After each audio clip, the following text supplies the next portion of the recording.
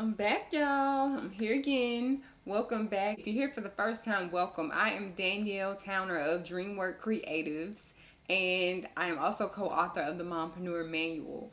But today we are talking about one thing that a lot of mom and mom entrepreneurs deal with, and that is mom guilt. So I want to talk about how moms can conquer and overcome mom guilt so that they can be their best in their business and they can also be their best for their families. So let's talk about what mom guilt is, because you may not be familiar with the term, you may be familiar with the feeling. So guilt is like a feeling that either feeling that your child is missing out on something because you are doing something else, or that you're missing out something with your child because of like an external reason. It's a feeling or a thought that like whatever you're lacking is going to cause like damage or a negative impact to your child either now or in the future. From the standpoint of a mompreneur, you may feel that you should be giving your child your undivided attention 100% of the time. You may feel that you should delay. I know for me, I was even at one point thinking about, oh, maybe I should delay my goals and my plans, business or otherwise, until my child is older. You may also have a feeling like I'm choosing business over my family or my children, or that I value money more than them. Or you may worry that you'll miss an important milestone. So those are all, like, a lot of them are internal feelings that you're having, but sometimes mom guilt can be external. And so it can be both, but the external part of it may come in where, like, if you have a partner or a spouse or someone who is actually, they may be putting a certain amount of pressure on you, or they may have a certain expectation, not in a negative way or not to bash them, but if you've been having certain habits or doing things a certain way for a long time, and then you switch it up and decide, hey, I want to do this differently. I don't want to have the 9 to 5 anymore, or I want to work towards not having it anymore. Or you're saying that, hey, I want to, I'm there. They may be used to you being a stay-at-home mom or a work-from-home mom, and you switch it up and you say, "Hey, I want to do my own thing. I want to have this business." It's going to require some of your time and attention, and that may in turn cause them to have certain concerns, or they may, everything that they say may not be supportive, and they may not realize it, and they may cause you to feel guilty about it. So that is external, but a lot of it is internal, which are things like the thoughts and feelings that we're having within ourselves, or our inner noise or our inner voice. I want to talk about some things that we can do to overcome that. The first thing that I would say that you should focus on is shifting your mindset, because everything starts in the mind. So instead of thinking about like the negative impact of what you building something for yourself and also to help others, you should think about the positive. The positive is that you're going to be helping others, but it'll also help your family too. You being your best self helps your family, but also you can look at the monetary benefits of it and even beyond that. So it can help improve your child's life, or the quality of their life, and the things that you can do for them. Maybe the schools or the neighborhood that they live in. It also will give you more flexibility, even though you have to be consistent and have structure and have some time and attention over here. It can open up the door to more flexibility, so you don't have to raise your hand for permission or get on a schedule to be able to take your child to field trips or attend their most important events. And your kids get to see you going through this process of planning, of prioritizing, of working, and of being consistent until you meet these goals and reach these goals. And so they'll see, okay, well, if mom can do it, then if I want to do something like this, I know that who I can go to get this advice and to get this support, because I've already seen her do it. I know the process. So it's something that you can pass on to your child, and also something that you can teach them, and they're watching you and leading by your example. So look at the positive benefits of it and shift your mindset about that first. The next thing I would say is to practice your consistency. So, and that's one of the things that I have challenged myself to work on this year, because I've gotten in a space where, if I get discouraged, I may fall off the wagon with certain parts of my business, or I've been in a place like previously or early on where if I go, or I work so hard and not add in those other elements of planning personal time, and I experience burnout, and so that damages the consistency. So, practice your consistency with the business and also with family. So if there are certain traditions that you have, you should still accommodate for those. You just look at your time as a budget and budget your time wisely. So if you decide you want to spend 2 to 4 hours on your business per day, or a certain amount of hours, 10 to 20 hours on your business per week, then that's what you stick to, and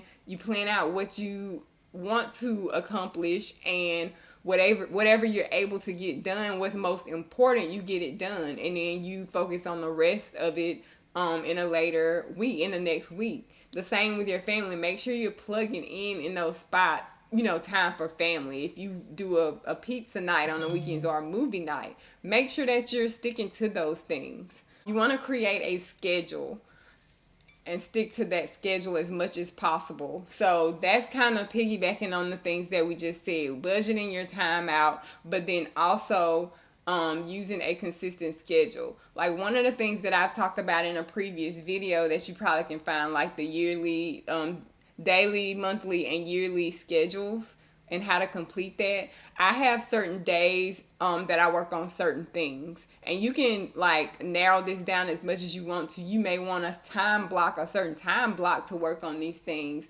but whatever system works for you. I have a paper planner, and I also have a digital planner that I use, and there are specific things that I work on specific days, and I try to stick to that.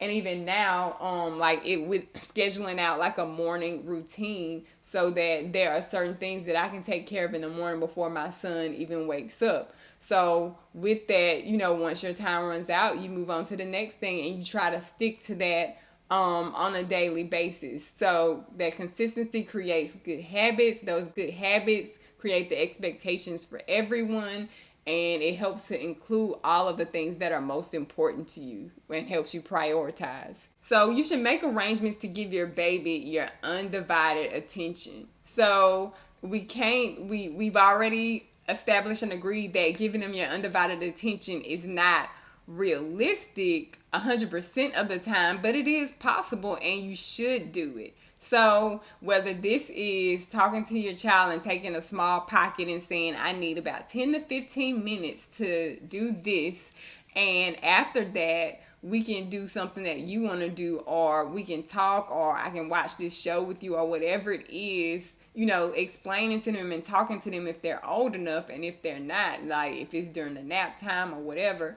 like, taking that small window so that you can, or even like getting your morning routine done before they wake up, so that you can give them their undivided attention at the proper time. Also, you can create outings just for you and your little ones. So, that gives them that helps you, and that helps them. So as they grow older, or even now, they'll realize Mom made time for me. Mom took time to do things just with me and just for me. That helps you to talk to them, to get to know them, and stay in touch with what's going on. And so that kind of kills that mom guilt, because it's not a situation like, oh, I didn't know what was going on with my child because I was working so hard, or so focused on another area. And then it also helps you because you're putting in that time with them, so you don't feel like you're choosing business over family, or family over business. You're balancing the two. That's what balance and prioritizing is. And so you kill that mom guilt, because you're able to feel like you're accomplished in making some time to get some things done with your business, and also with doing the same thing with your children and your family, and giving them that attention and spending quality time with them.